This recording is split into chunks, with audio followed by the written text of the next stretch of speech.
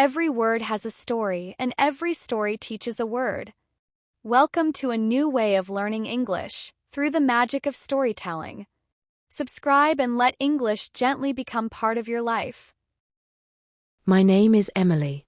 When I look back at my English journey, I see it not just as a story about learning a language, but as a story about patience, courage, and transformation. The struggle. The first time I tried to watch an English movie without subtitles, I felt like a stranger in another world. The characters were speaking passionately, their expressions full of meaning, but to me, it was only noise. I leaned forward, straining my ears. "Come on, I should know at least something," I whispered to myself. But the words slipped away, one after another, too fast for me to catch. By the end of the film, I didn't feel entertained. I felt defeated. My chest was heavy, and an ugly thought appeared in my mind: maybe English isn't for me. Maybe I'll never understand. Speaking was no better. When I tried to form sentences, I knew the words, but they never came out right. My voice shook. My tongue felt heavy, as if it didn't belong to me.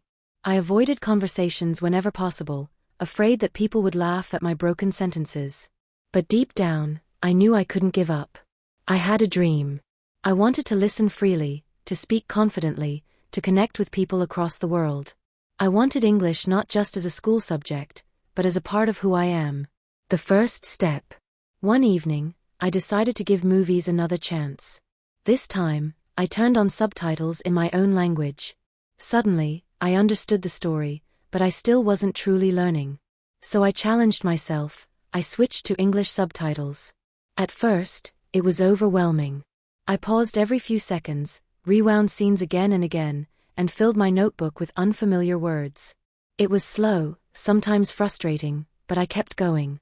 There was something magical about matching the sounds with the words on the screen. It was like finally seeing the lyrics of a song I had only been humming before. Talking to the screen. Soon, I found myself doing something strange. I started talking to the screen. When an actor shouted, I shouted too. When they whispered, I whispered back.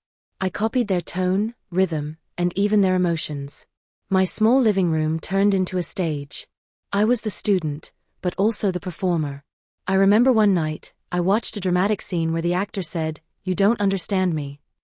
I paused, rewound, and repeated it at least 10 times. At first, my voice was awkward. But then slowly, it started to sound closer to the original. I laughed at myself, but inside, I felt proud. It was embarrassing, yes. But day by day, my mouth grew more comfortable. My tongue began to dance with the sounds of English. Discovering YouTube. Movies gave me rhythm and emotion, but YouTube gave me something else: real conversations. I started watching celebrity interviews, travel vlogs, and comedy sketches. Unlike movies, these videos were unscripted and raw. People talked fast, interrupted each other, used slang, and laughed mid-sentence. At first, I felt lost again.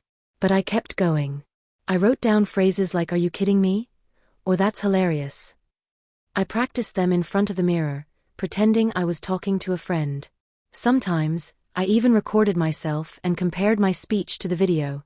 Hearing my own voice was uncomfortable, but it also showed me where I was improving. I remember the first time I understood a joke on YouTube without subtitles. I laughed so hard, not just because it was funny, but because I got it. That small moment felt like a giant victory. The hard days. Of course, the journey wasn't easy. There were nights I closed my laptop feeling defeated. Some videos were too fast, some slang too confusing. I would sit there, staring at the screen thinking, why am I doing this? I'll never be good enough. But every time I felt that way, I reminded myself of my progress. I thought about the first time I couldn't understand anything, and compared it to now, when I could at least catch a few sentences. Every little step mattered. On difficult days, I rewatched movies I already loved. Even if I didn't understand everything, the familiarity gave me comfort. And slowly, piece by piece, the puzzle of English began to fit together. Small victories that changed everything. The turning point came in small, quiet moments. One day, I watched an English movie without subtitles, and realized I could follow the whole story. Not perfectly, but enough to enjoy it. I sat there in silence, smiling, my heart beating fast. Another day, I had a short conversation with someone online. For the first time, I didn't overthink. I just spoke. The words came out naturally, and the other person understood me. I ended that call with tears in my eyes, whispering to myself, I did it. Today.